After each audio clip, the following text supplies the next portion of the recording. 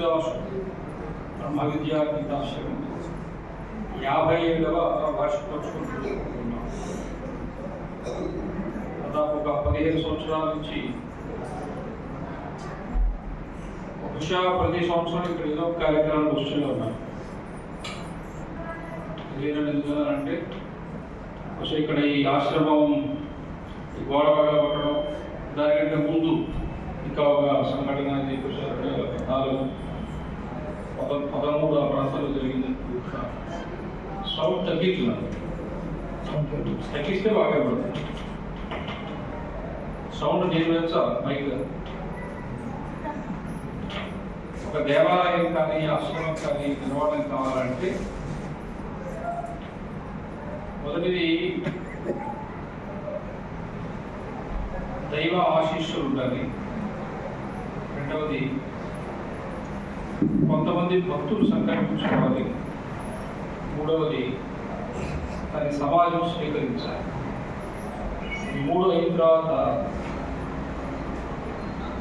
మన సనాతన వైదిక హిందూ ధర్మంలో సమాజము మొదటి నుంచి సర్వసంగ పరిత్యాగులైనటువంటి సన్యాసుల మాటలు తీసుకుంటూ ఉన్నది. వాళ్ళు చెప్పినట్టు ఆచరిస్తున్నారు, నడుచుకుంటూ ఉన్నారు. ఈ రోజుల్లో ప్రతి గ్రామంలో దేవాలయాలు వస్తూ ఉన్నాయి. ఒక 50 సంవత్సరాల పూర్వము దేవాలయం ఉన్నా లేకపోయినా ప్రతి గ్రామంలో ఇలాంటి ఆశ్రమం ఉండేది. హిందువులు ఎప్పుడు దేవుడిని పూజించుకోవడం అనే దగ్గర అయిపోల. దేవుడికి అష్టోత్తరం చేసుకుందాం, శతనామాలు చేసుకుందాం. అసలు మన స్థాయి అది కానే కాదు.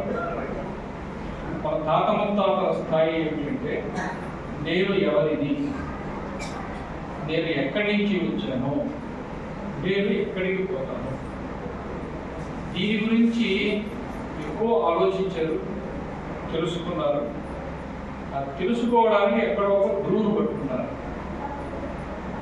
ఇక్కడ బుచ్చమాంబ యోగిని గారు, అమ్మవారు సద్గురు బుచ్చిదాసు స్వాములు గారు 2 ఏళ్ల క్రితం ఇక్కడ జరిగిన ఒక కార్యక్రమంలో ఒక కవి రచయిత వచ్చారు. ఇంకా వేరే కవులు భాస్కర్ గారు వచ్చారు.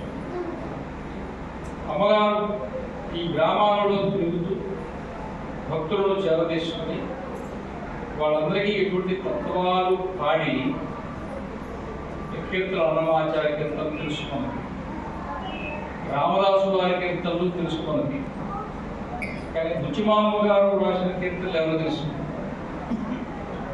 వాటిని కూడా వెలుగులోకి తీసుకురావాలి, తెలంగాణ ప్రభుత్వం వాటిని ముద్రించాలి అని చెప్పి ఈ వేదిక మీద చెప్పారు. ఇక్కడే అన్నమాట జరిగింది.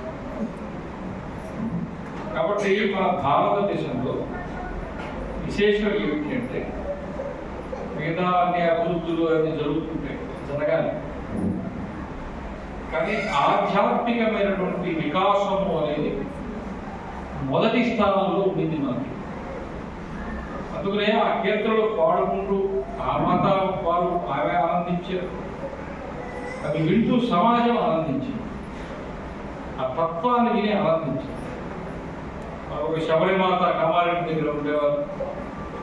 నిన్న మొన్నటి దాకా ఇక్కడ ఉన్నటువంటి మన ఈ మాణికేశ్వరి మాత శబరిమాత పేరుతో నిజామాబాద్, ఆదిలాబాద్ జిల్లాలో 200-300 గ్రామాల ఆశ్రమాలు ఉన్నాయి.